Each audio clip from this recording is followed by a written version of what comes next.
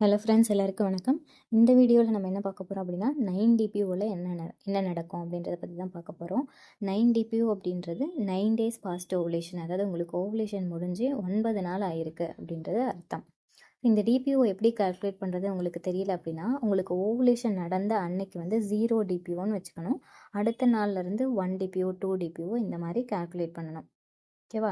உங்களுக்கு ஓவுலேஷன் ஆன நாள்ல இருந்து அந்த நாள் வந்து 0, அடுத்த நாள் வந்து ஃபஸ்ட்டு டிபிஓ, அதுக்கு அடுத்த நாள் செகண்ட் டிபிஓ, 2 டிபிஓ அந்த மாதிரி கால்குலேட் பண்ணணும். ஸோ நம்ம 9 டிபிஓவில் என்ன நடக்கும்?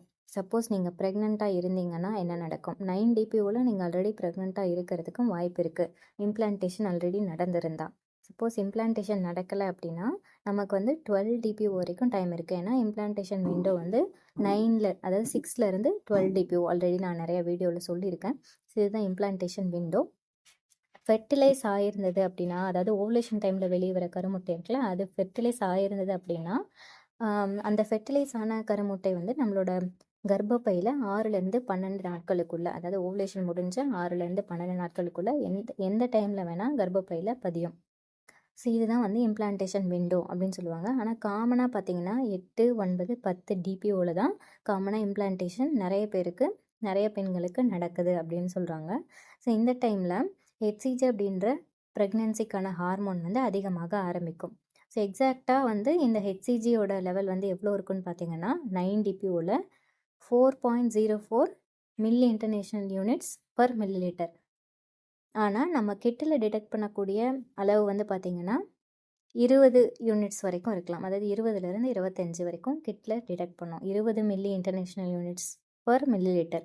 ஸோ இதுதான் கிட்டு வந்து டிடெக்ட் பண்ணக்கூடிய அளவு. நீங்கள் இம்ப்ளான்டேஷன் நடந்துருச்சு அப்படின்னா ஹெச்சிஜி வந்து கொஞ்சம் கொஞ்சமாக ரைஸ் ஆக ஆரம்பித்து ஒவ்வொரு 48 மணி நேரத்துக்கும் அதோட அளவு வந்து டபுள் ஆகும். அது இல்லாமல் ப்ரொஜெஸ்ட்ரான் அப்படின்ற ஹார்மோன் வந்து எல்லாருக்கும் தெரிஞ்சிருக்கும், ஆல்ரெடி நானும் சொல்லியிருக்கேன். ப்ரொஜெஸ்ட்ரான் அப்படின்ற ஹார்மோன் வந்து ஆல்ரெடி அதிகமாக தான் இருக்கும் இந்த டைமில்.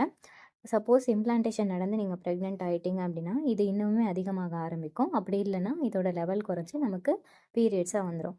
ஸோ காமனாக 9 டிபிஓவில் என்னென்ன சிம்டம்ஸ் இருக்குன்னு பார்த்தீங்கன்னா, இம்ப்ளான்டேஷன் ப்ளீடிங், அதுக்கப்புறம் டயர்டாக இருக்கிறது, அடிவயிறு வலி, முதுகு வலி, mood swings, breast changes, frequent urination, constipation இந்த மாதிரி சேஞ்சஸ்லாம் உங்களுக்கு இருக்கும். ரொம்ப முக்கியமான சேஞ்ச் வந்து என்னென்னு பார்த்தீங்கன்னா ஒயிட் டிஸ்சார்ஜ் இருக்குது. இதில் வந்து சேஞ்சஸ் இருக்கும். நீங்கள் பீரியட்ஸாக இருக்கீங்க அப்படின்னாலும், இல்லை ப்ரெக்னெண்ட்டாக இருக்கீங்க அப்படின்னாலும், பீரியட்ஸ் ஆக போகிறீங்க அப்படின்னாலும் சேஞ்சஸ் இருக்கும்.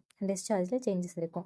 இப்போது ஒரு ப்ரெக்னென்சிக்கான ரொம்ப முக்கியமான சைன் என்னென்னு பார்த்தீங்கன்னா இம்ப்ளான்டேஷன் ப்ளீடிங். உங்களுக்கு இம்ப்ளான்டேஷன் ப்ளீடிங் இருக்குது, அதாவது ப்ரௌன் டிஸ்சார்ஜ் மாதிரி 1 or 2 ட்ராப்ஸ் இருக்குது அப்படின்னா இது ப்ரெக்னென்சிக்கான சைன். ஏன்னா உங்களுக்கு இம்ப்ளான்டேஷன் நடந்திருக்கு, அதனால தான் உங்களுக்கு அந்த ப்ளீடிங் வந்து நீங்கள் பார்க்குறீங்க.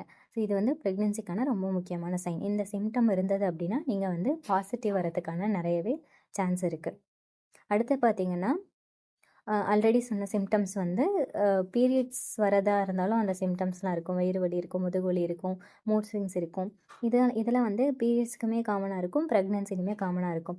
ரெண்டுத்துக்கும் உள்ள டிஃப்ரென்ஸ் என்னென்னு பார்த்தீங்கன்னா இம்ப்ளான்டேஷன் ப்ளீடிங், அப்புறம் இன்னொன்று வந்து ஒயிட் டிஸ்சார்ஜ். நீங்கள் பீரியட்ஸ் ஆக போகிறீங்க அப்படின்னா ஒயிட் டிஸ்சார்ஜோட கன்சிஸ்டன்சி வந்து திக்காகவும் க்ளூ மாதிரி கம் மாதிரியும் இருக்கும். அதுவே நீங்கள் ப்ரெக்னெண்ட்டாக இருக்கீங்க அப்படின்னா, இம்ப்ளான்டேஷன் ஆயிடுச்சு அப்படின்னா வாட்ரியாக இருக்கிறதுக்கு வாய்ப்பு இருக்குது. இல்லைனா எக் ஒயிட் மாதிரி தின்னாக இருக்கவும், கிளியராகவும் தின்னாகவும் இருக்கிறதுக்கு வாய்ப்பு இருக்குது. மற்ற சிம்டம்ஸ் எல்லாம் பார்த்தீங்கன்னா, அதாவது டயர்ட்னஸ், உங்களுக்கு வாமிட் வர மாதிரி இருக்கிறது, யூரினேஷன் அடிக்கடி போகிறது, கான்ஸ்டிபேஷன் இருக்கிறது, இது எல்லாமே வந்து ப்ரொஜெஸ்ட்ரான் ஹார்மோன்னால் நடக்கிற சேஞ்சஸ் தான். இதனால தான் நமக்கு இந்த சிம்டம்ஸ்லாம் தெரியும். இந்த டைமில் பார்த்தீங்கன்னா உங்களுக்கு பீரியட்ஸ் வர மாதிரியே ஃபீலாக இருக்கும் ஒரு சிலருக்கு. ஏன் அப்படின்னு பார்த்தீங்கன்னா நமக்கு வந்து பீரியட்ஸ்க்கு முன்னாடி வரக்கூடிய சிம்டம்ஸும் இதுவுமே காமனாக இருக்குன்னு பார்த்தோம் இல்லையா? அதனால் நிறைய பேருக்கு வந்து இந்த மாதிரி பீரியட்ஸ் ஆக போகிற மாதிரியே தோணலாம். ஆனால் இப்போது வந்து உங்களுக்கு 9 டிபிஓவில் பாசிட்டிவ் டெஸ்ட் வருது, சப்போஸ் டெஸ்ட் பண்ணி பார்க்குறீங்க, உங்களுக்கு பாசிட்டிவ் வருது அப்படின்னா நீங்கள் வந்து உங்களுக்கு இம்ப்ளான்டேஷன் நடந்திருக்குன்னு அர்த்தம். ஈவன் ஒரு லேசான கோடு வந்தால் கூட உங்களுக்கு பாசிட்டிவ் தான் மீனிங். அதாவது ஃபெயிண்ட் லைன் சொல்லுவாங்க இல்லையா?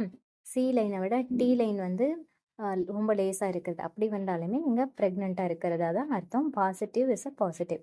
நெகட்டிவாக வருது அப்படின்னா உங்களுக்கு ப்ரெக்னென்சி இன்னுமே பாசிபிலிட்டிஸ் இருக்குது. ஏன்னா நமக்கு 12 டிபிஓ வரைக்கும் டைம் இருக்குது. நம்ம இப்போது 9 டிபிஓவில் தான் இருக்கோம். ஸோ நம்ம இன்னும் கொஞ்ச நாள் வெயிட் பண்ணி பார்க்குறது நல்லது. இப்போது ப்ரெக்னென்சி டெஸ்ட்டில் உங்களுக்கு பாசிட்டிவ் வந்துருச்சு அப்படின்னா, இம்ப்ளான்டேஷன் வந்து சக்ஸஸ்ஃபுல்லாக நடந்துருச்சு. கர்ப்பப்பையில் கரு பதிஞ்சிருச்சு. நம்மளுடைய ஹெச்சிஜி லெவல் வந்து 20 யூனிட்ஸ்க்கு மேலே, அதாவது கிட்டில் டிடெக்ட் பண்ணக்கூடிய அளவு வந்து 20லேருந்து 25 எம்எல்னு பார்த்தோம் இல்லையா? 25 யூனிட்ஸ்னு பார்த்தோம் இல்லையா? ஸோ உங்களுக்கு பாசிட்டிவ் வருது அப்படின்னா, அந்த ஹெச்சிஜியோட லெவல் வந்து 20க்கு மேலே இருக்குன்னு அர்த்தம். ஃபெயிண்ட் லைன் வந்தாலுமே கூட பாசிட்டிவ் தான் அர்த்தம். அதே மாதிரி உங்களுக்கு நெகட்டிவ் டெஸ்ட் வருது அப்படின்னா, உங்களுக்கு இம்ப்ளான்டேஷன் இன்னும் நடந்திருக்காது. பாசிட்டிவ் வரதுக்கான வாய்ப்பு வந்து நிறையவே இருக்குது. ஏன்னா விண்டோ வந்து 6 to 12 DPU 6லேருந்து 12 நாளில் எந்த டைமில் வேணால் உங்களுக்கு இம்ப்ளான்டேஷன் நடக்கலாம். ஏன்னா அப்போ தான் இம்ப்ளான்டேஷன் நடந்திருக்கவும் வாய்ப்பு இருக்குது. அப்படி இருந்தால் ஹெச்சிஜி லெவல் வந்து இன்னும் அதிகமாக இருக்காது. அப்படி நடந்திருந்தாலுமே 20 எம்எல்க்கு கம்மியாக இருக்குன்றது அர்த்தம். உங்களுக்கு சப்போஸ் நெகட்டிவ் வருது அப்படின்னா. நெகட்டிவ் வருதுன்னா நீங்கள் கவலைப்பட தேவையில்லை. நீங்கள் இன்னும் 1 வீக் கூட வெயிட் பண்ணி டெஸ்ட் பண்ணி பார்க்கலாம். முக்கியமாக பீரியட்ஸ் டிலே ஆகிற வரைக்கும் வெயிட் பண்ணி செக் பண்ணி பார்க்குறது ரொம்பவே நல்லது. அப்போ தான் நமக்கு அக்யூரேட்டான ரிசல்ட் கிடைக்கும். உங்களுக்கு எந்த சிம்டம்ஸுமே இல்லைனாலும் கவலைப்பட தேவையில்லை. ஸ்ட்ரெஸ் பண்ணிக்காதீங்க.